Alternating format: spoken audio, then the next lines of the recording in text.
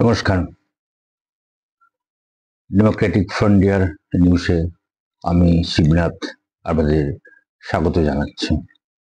আপনারা দেখছেন Democratic frontier news channel. চীনের গোপন ষষ্ঠ জেনারেশনের ফাইটার জেট প্রোগ্রাম। আমরা এতদিন পর্যন্ত তাদের ষষ্ঠ প্রজন্মের সিক্স জেনারেশন এয়ার ফাইটার বা ফাইটার জেট সম্পর্কে সেরকম কিছু শুনিনি। আস্তে আস্তে জানা যাচ্ছে চীনের এই দৌড়টা কত দূর। 2019-এ চেংডু এরোস্পেস কর্পোরেশনের প্রধান ডিজাইনার ওয়াং হাইফেন ষষ্ঠ প্রজন্মের ফাইটার জেট নিয়ে চীনের প্রাক গবেষণার কথা স্বীকার করেছেন। তিনি 2035 সালের মধ্যে ফাইটার ফিল্ড করার লক্ষ্য নিয়ে এআই, বৃহত্তর স্টিলথ এবং সর্বমুখী সেন্সরগুলির মতো উপাদানগুলিকে হাইলাইট করেছিলেন। পিএলএর একজন ভাষ্যকার রিক জো পরামর্শ দেন যে 2035 সালের টাইমলাইন বজায় রেখে 2028 সালের মধ্যে একটি প্রোটোটাইপ ফ্লাইট সম্ভব, আর খসড়া সম্ভব।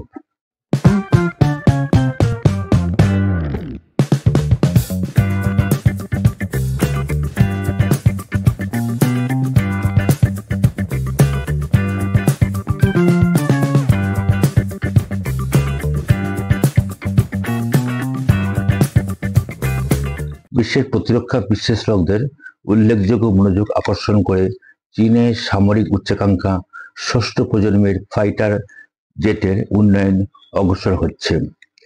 পিপলস লিবারেশন আর্মি বা পিএলএ এর একজন মুখপাত্র রিক জো, যিনি দ্য ডিপ্লোম্যাটে অবদান রেখেছেন, অনুমান করেছেন যে চীন যদি মোতায়েনের জন্য তার 2035 সালের টাইমলাইন পূরণ করতে চায় তাহলে 2028 সালের মধ্যে একটি প্রোটোটাইপ তৈরি করতে হবে। জো বিশ্বাস করেন যে বেজিং এর কাঠামো বিবেচনা করে এটি সম্ভব। ইউএস এয়ারফোর্স ডিপার্টমেন্টের চায়না অ্যারোস্পেস স্টাডিজ ইনস্টিটিউটের ডিরেক্টর ডক্টর ব্রেন্ডন মুলভানি এই দৃষ্টিভঙ্গির সঙ্গে একমত, কিন্তু আরও বর্ধিত সময়রেখা অফার করেন। আমাদের কাছে চীনের ষষ্ঠ প্রজন্মের প্রোগ্রাম সম্পর্কে কথা বলার কয়েকটি ছোট স্নিপেট এবং উদ্ধৃতি রয়েছে। তিনি ভবিষ্যৎবাণী করে বলেছিলেন যে এটি একটি উল্লেখযোগ্য নকশা, দেখতে 2030-এর দশকের শেষ পর্যন্ত, যদি 2040-এর দশকের শুরুতে না হয় তাহলে সময় লাগবে। ডাক্তার মুলভানি এএনআইকে বলেন, তারা এই মুহূর্তে ব্যবধান বন্ধ করার জন্য একটি অসাধারণ কাজ করেছে, তাই তাদের আরও 15 বছর সময় দিন, অর্থাৎ এই প্রোগ্রামটা চালিয়ে নিয়ে যেতে আরও 15 বছর সময় দেওয়ার কথা ডক্টর মুলভানি বলেছেন। যাই হোক, তিনি প্রোগ্রামের গতির পূর্বাভাস দেওয়ার চ্যালেঞ্জগুলি উল্লেখ করেছেন। আমি বলবো যে এই সমস্ত কিছু করতে এবং সবকিছু ঠিকঠাক করতে কমপক্ষে 1 দশক সময় লাগবে। তিনি সুপারক্রুজ ক্ষমতা, ইঞ্জিন বিকাশ এবং স্টিলথ প্রযুক্তিতে অগ্রগতির প্রয়োজনীয়তার উপর জোর দিয়ে বলেছিলেন, অগ্রগতি ত্বরান্বিত করার জন্য কোয়ান্টাম কম্পিউটিং এর মতন ক্ষেত্রে সাফল্যের সম্ভাবনাকে স্বীকার করেছেন।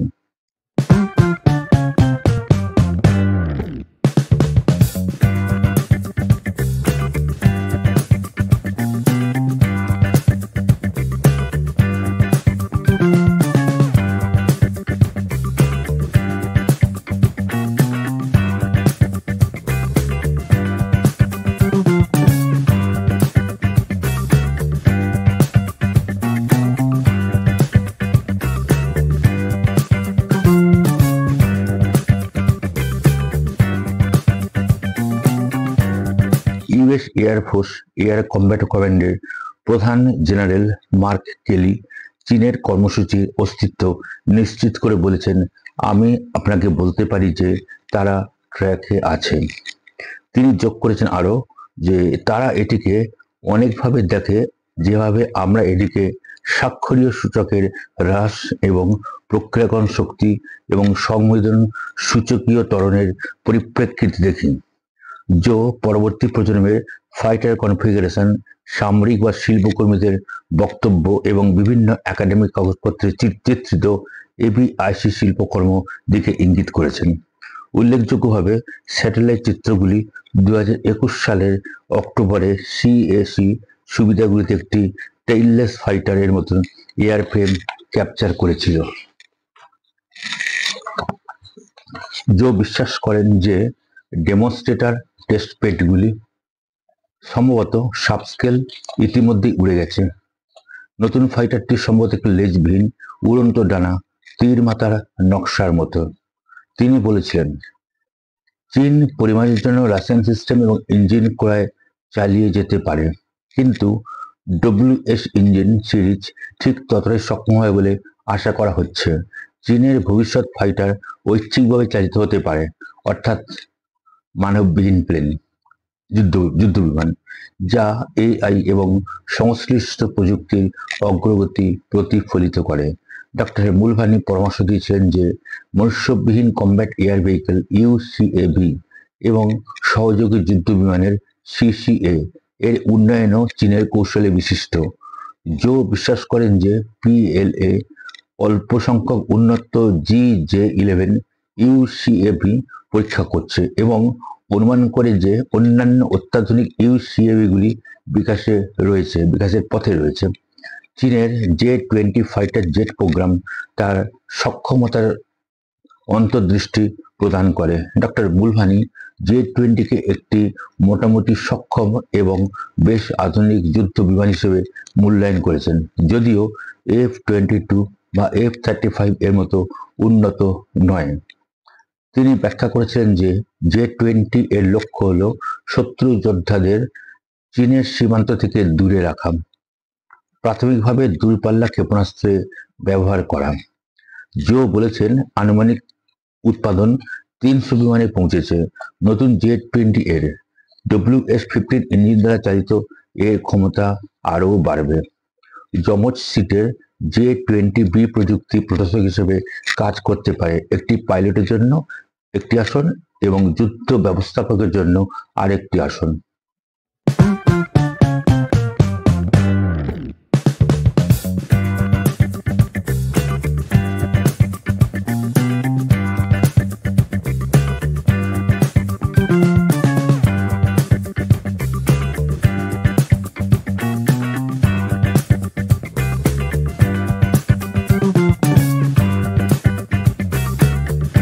ডাক্তার মুলভানি উপসংহারে পৌঁছেছেন যে আমাদের আশা করা উচিত যে চীনারা আগামী 15 বছরে তাদের বিমানের উপাদানগুলি আরও যৌথ বা সমন্বিত হবে এবং সম্ভবত তাদের মহাকাশ বাহিনী এবং সার্ভার বাহিনী উভয় এর সাথে আরও বেশি করে আবদ্ধ হবে। তিনি বলেছিলেন, আধুনিক যুদ্ধের প্রবণতা প্রতিফলিত করে মহাশূন্য থেকে ছুটে আসবে অদৃশ্য মারণাস্ত্র, তেমনি অত্যাধুনিক বিমান তৈরি করে ফেলেছে চীন। সেই তুরুপের তাস এবার সর্বসমক্ষে হাজির করল বেজিং। নতুন যুদ্ধ বিমান দেখে চোখ কপাল উঠেছে আমেরিকার, চিন্তা ফেলেছে ভারতেরও। চলতি বছরের 12 নভেম্বর থেকে গুয়াংডং প্রদেশে চলা জুহাই এয়ার শোয়ে শক্তি প্রদর্শন করে চীনের পিপলস লিবারেশন আর্মি। সেখানে একাধিক নবনির্মিত হাতিয়ার নিয়ে কসরত দেখায় লাল ফৌজ। তবে এর মধ্যে সকলের নজর কেড়েছে ষষ্ঠ প্রজন্মের বিশেষ একটি যুদ্ধ বিমান। বেজিং এর ওই যুদ্ধ বিমানের পোশাকি নাম হোয়াইট এম্পারার।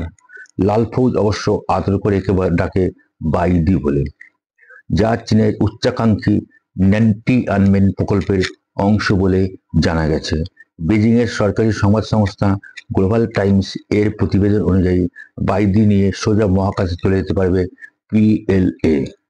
এরপর সেখান থেকে শত্রুর উপর নিখুঁত নিশানায় হামলা করা যাবে। একে ইন্টিগ্রেটেড স্পেস এয়ার ফাইটার হিসেবে গড়ে তোলার পরিকল্পনা রয়েছে চীনের। এয়ার শোয়ে প্রথমবারের জন্য জনসমক্ষে আসা এই হোয়াইট এম্পারারের মডেল তৈরি করেছে aviation industry corporation of China, অর্থাৎ এভিআইসি। এটি চীনের মহাকাশ এবং প্রতিরক্ষা সংক্রান্ত একটি রাষ্ট্রায়ত্ত সংস্থা। যুদ্ধ বিমানটি দেখতে বিশ্বের যে কোনো অন্য ফাইটার এবং জেটের থেকে একেবারে আলাদা, যার জন্য একে কেন্দ্র করে বাড়ছে উৎসাহ। প্রতিরক্ষা বিশেষজ্ঞদের মতে বাইদির সবচেয়ে আকর্ষণীয় বিষয় হলো ককপিট। গ্লোবাল টাইমস জানিয়েছে সুপারসনিক অর্থাৎ শব্দের চেয়ে বেশি গতিতে ওড়ার ক্ষমতা রয়েছে এই যুদ্ধ বিমানে অর্থাৎ হোয়াইট এম্পায়ারের। শ্বেত সম্রাটের রক্ষণাবেক্ষণের খরচও যৎ সামান্য বলে প্রতিবেদনে দাবি করা হয়েছে। জুহাই এয়ারশোয়ে প্রকাশ্যে আসা ষষ্ঠ প্রজন্মের এই যুদ্ধ বিমানের ব্যাপক হারে নির্মাণ কার্য শুরু করার নির্দেশ আদৌ চীনা প্রেসিডেন্ট শি জিনপিং দিয়েছেন কি না তা এখনো স্পষ্ট নয়। অধিকাংশ প্রতিরক্ষা বিশেষজ্ঞদের দাবি যে উড়ানটিকে দেখানো হয়েছে সেটি এর প্রোটোটাইপ বা খসড়া মডেল। ভবিষ্যতে এতে আরও অনেক প্রযুক্তি যুক্ত হতে পারে। চীনের এই অতি শক্তিশালী যুদ্ধ বিমান বাইদির বিভিন্ন ধরনের ছবি ইতিমধ্যেই সমাজ মাধ্যমে ছড়িয়ে পড়েছে। সূত্রের খবর, এর নকশায় পৃথিবীর বায়ুমণ্ডল ভেদ করে আক্রমণ সানানোর দক্ষতা রয়েছে। বিমানটির ককপিট তৈরি হয়েছে অ্যারোগনমিক্স প্রযুক্তিতে। অত্যাধুনিক অ্যাভিয়েশন ব্যবস্থাও এতে রেখেছেন চীনের প্রতিরক্ষা গবেষকগণ।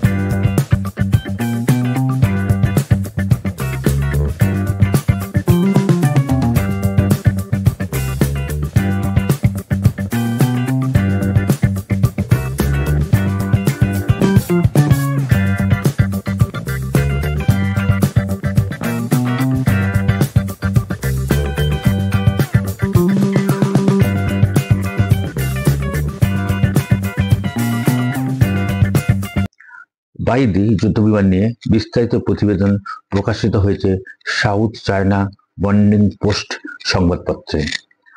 সেখানে বলা হয়েছে যে এই হোয়াইট এম্পায়ারে রয়েছে লেজার হাতিয়ার।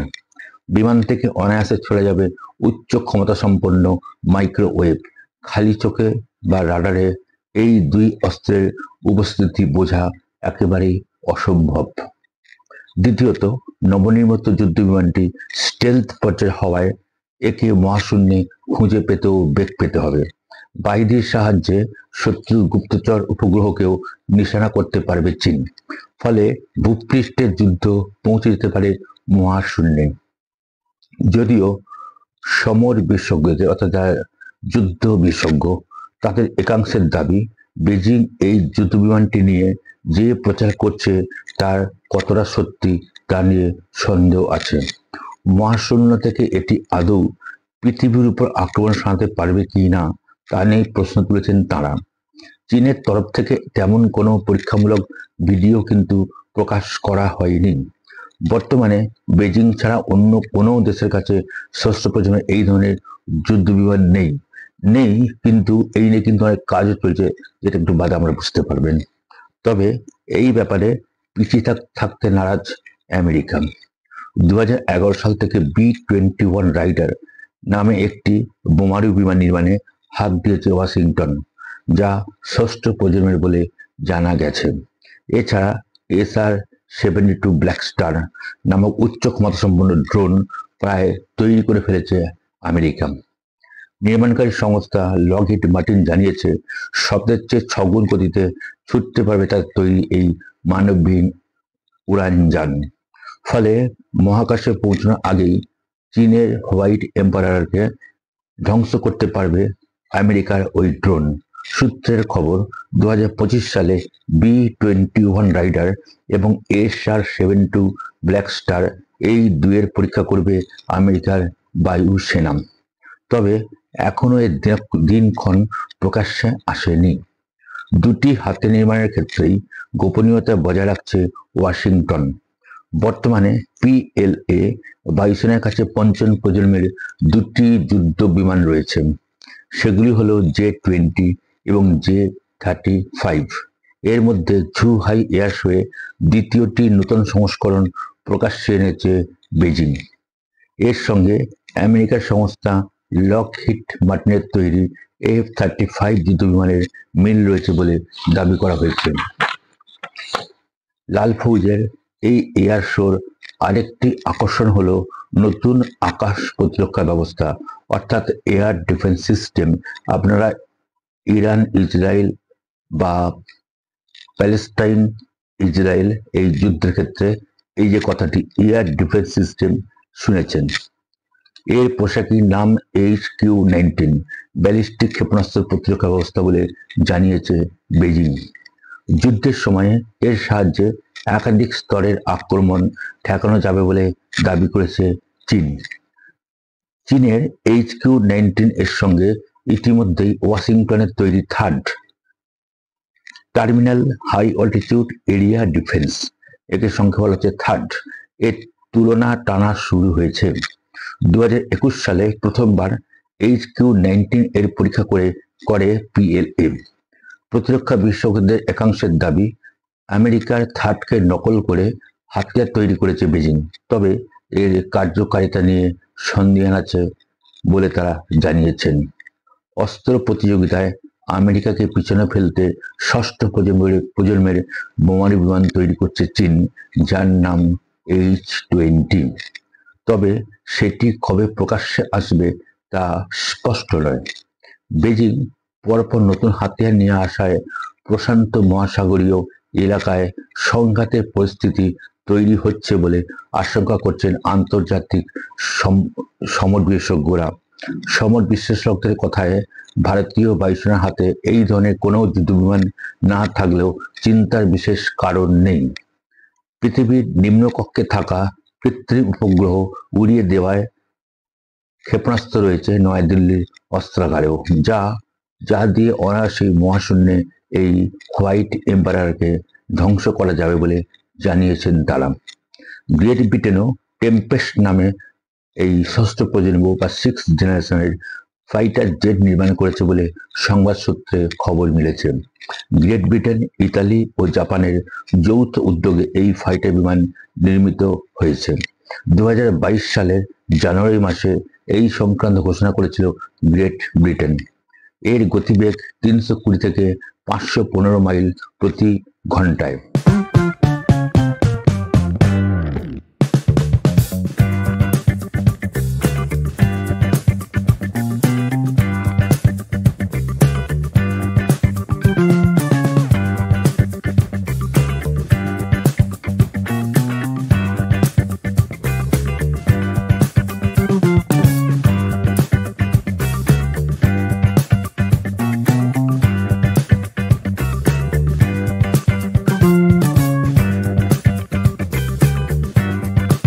রাশিয়ার MiG-41 ষষ্ঠ প্রজন্মের জেট ফাইটার।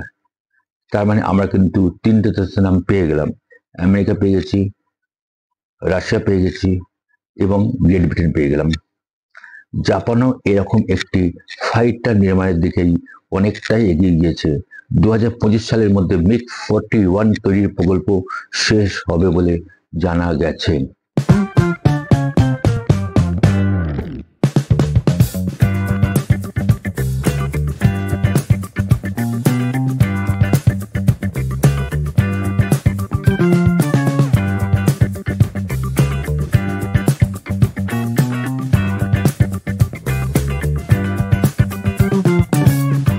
আমেরিকা এই ধরনের ফাইটার নাম রেখেছে দি NGAD ফাইটার।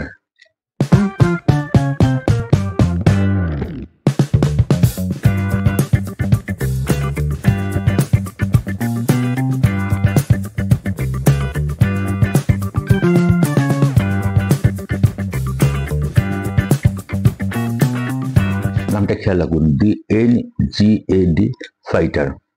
জাপানের ষষ্ঠ প্রজন্মের ফাইটার বিমানের নাম দেওয়া হয়েছে মিৎসুবিশি এফএক্স ফাইটার জেট।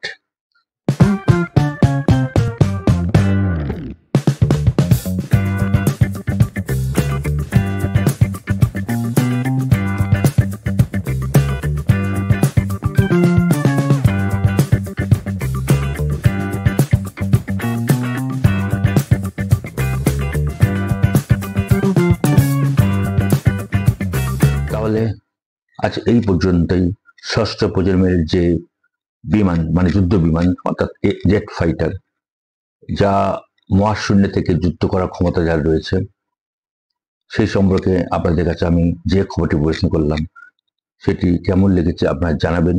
চ্যানেলটি সাবস্ক্রাইব করবেন এবং কমেন্ট করবেন।